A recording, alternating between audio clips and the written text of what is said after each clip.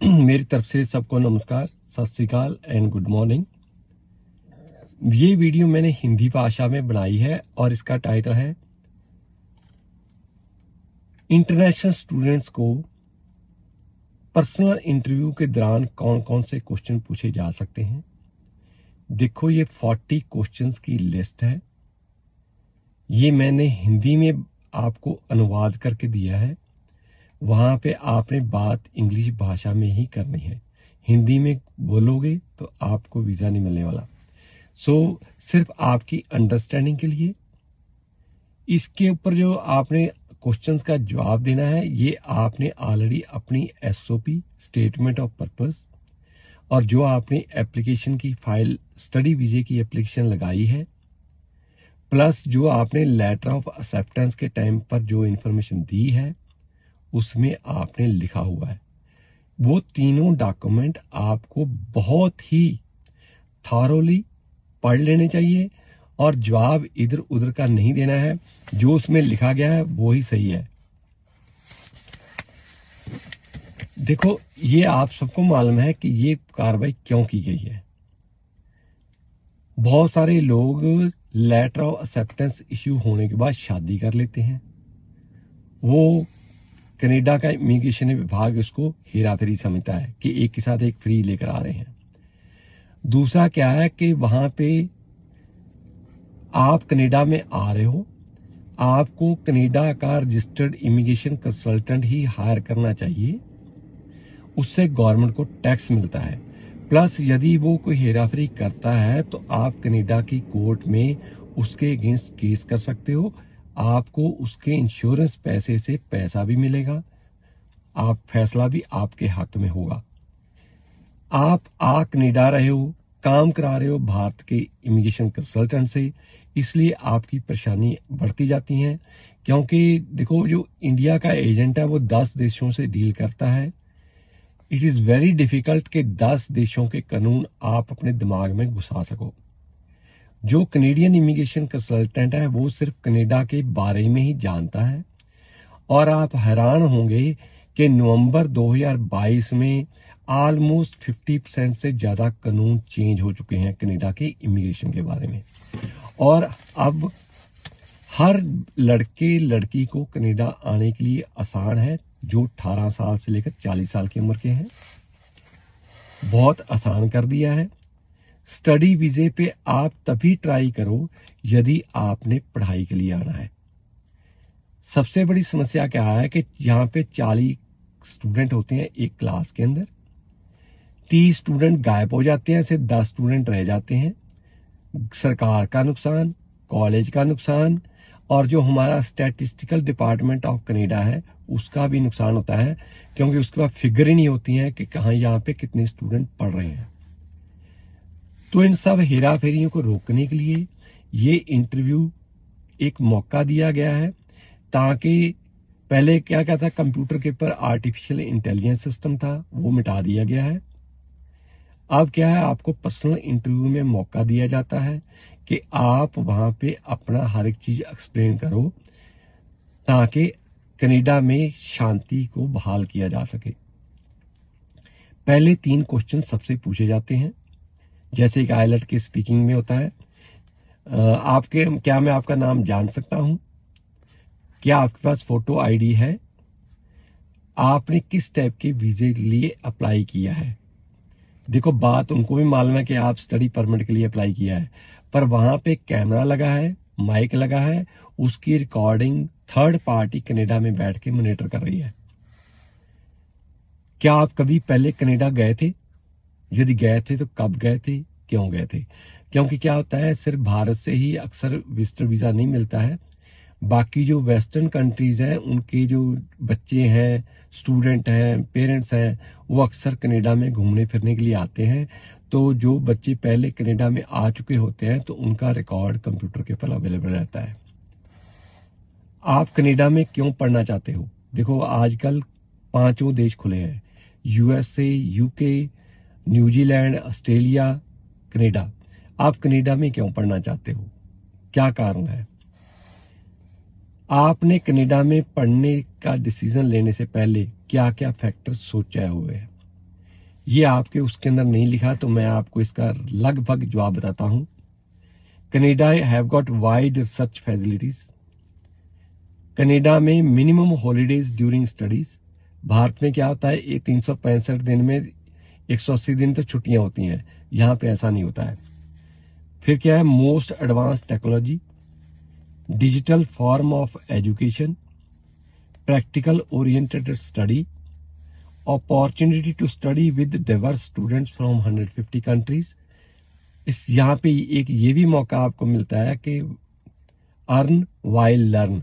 आपको अभी तो खैर 40 घंटे का 20 घंटे से बढ़ाकर ज्यादा घंटे कर दिया है, वैसे यहाँ पे स्टूडेंट्स को 20 घंटे काम करने की परमिशन थी।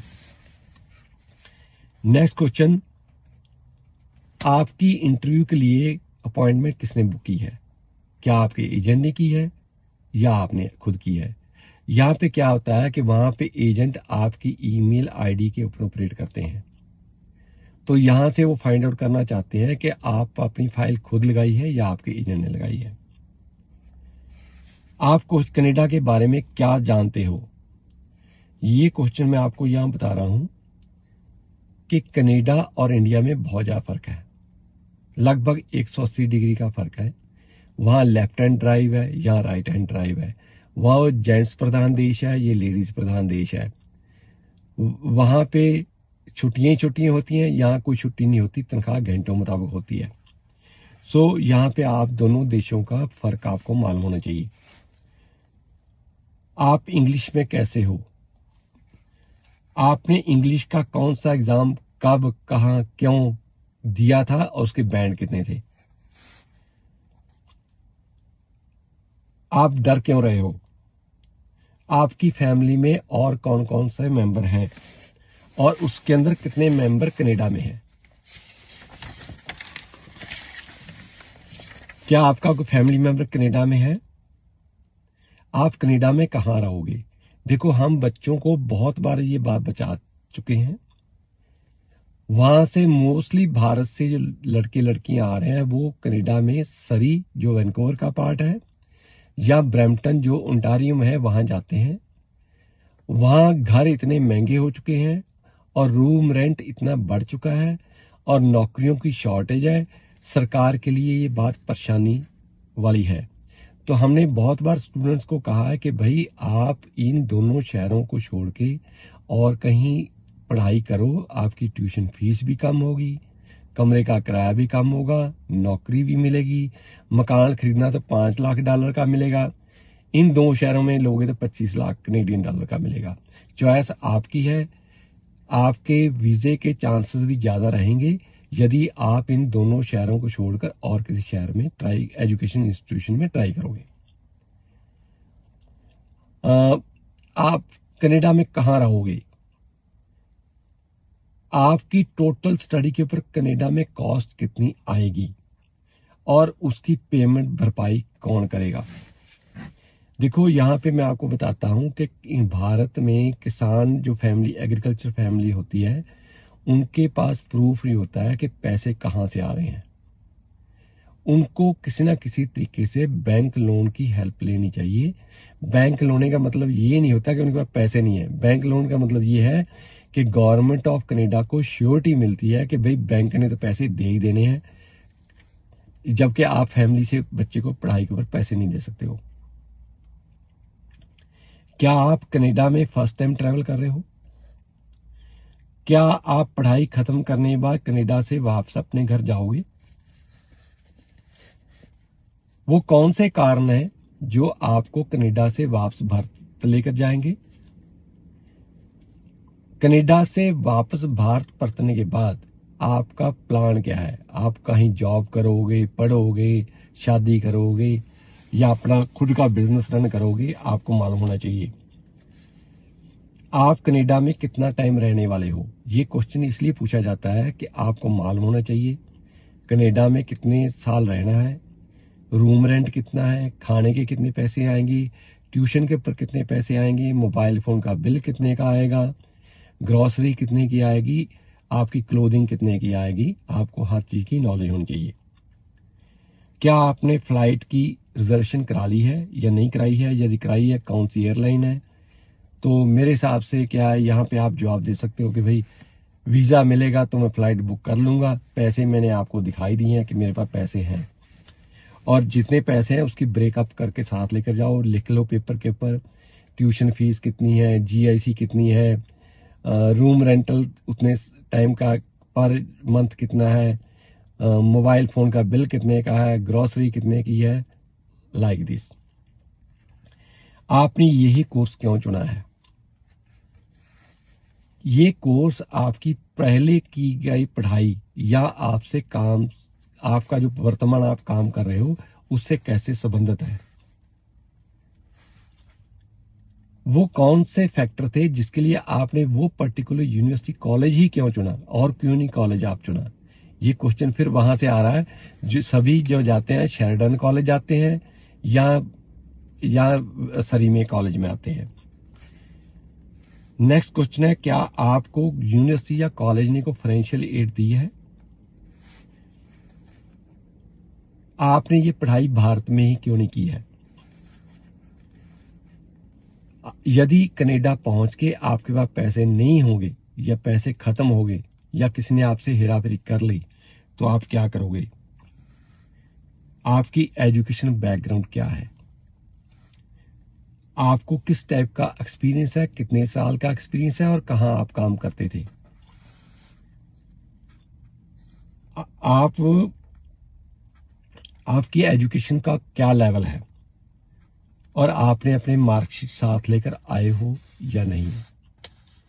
देखो क्या है कि पहले, आज से पहले भारत से कनाडा आने के लिए सिर्फ एक गेट खुला था, वो था स्टडी परमिट, जिसके अंदर हर एक को कोशिश थी कि वो कनाडा में स्टडी परमिट के ऊपर आ जाए।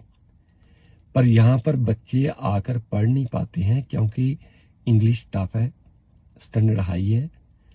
क्लास, आप किसी भी क्लास में 2 से ज़्यादा फरलो नहीं मार सकते हो, नहीं तो आपकी जो परमानेंट रेजिडेंसी नहीं होने वाली है। इन शॉर्ट मेरे कहने का मतलब यह है, यदि आप काम करने के लिए आना चाहते हो तो उसके लिए वर्क परमिट ले लो, आपको आसानी रहेगी। या किसी कनाडा में पक्की जो लड़की हो चुकी है, परमानेंट रेजिडेंट है या सिटीजन है, उससे शादी कर लो, आपके ऊपर कोई कानून लागू नहीं होता है। तो आप अपना पहले फ्री में एक प्राइवेट मेडिकल डॉक्टर से मेडिकल करा के देख लो कि आपको कोई बीमारी तो नहीं है।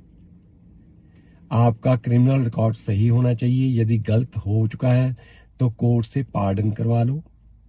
यदि आपको और कोई जानकारी फ्री ऑफ कॉस्ट चाहिए, हमारा भारत में एक ऑफिस है, उनका फ़ोन नंबर है 9851101148। वो काम करता है सुबह 10 से लेकर शाम को 4 बजे तक। कोई भी इंफॉर्मेशन वहाँ से फ्री ऑफ कॉस्ट ले सकते हो, आपसे चीटिंग नहीं की जाएगी। और हमारा जो एक नुमाइंदा कनाडा में है, वो आपको हर तरह की गाइडेंस, हेल्प प्रोवाइड करेगा। यदि आपको लगता है कि भाई हमने आपको सही इंफॉर्मेशन दी है, आप हमारा चैनल सब्सक्राइब कर सकते हो। इसकी इंफॉर्मेशन यारों, दोस्तों, सहेलियों से शेयर कर सकते हो। Thank you very much. Stay connected with us. Thank you very much.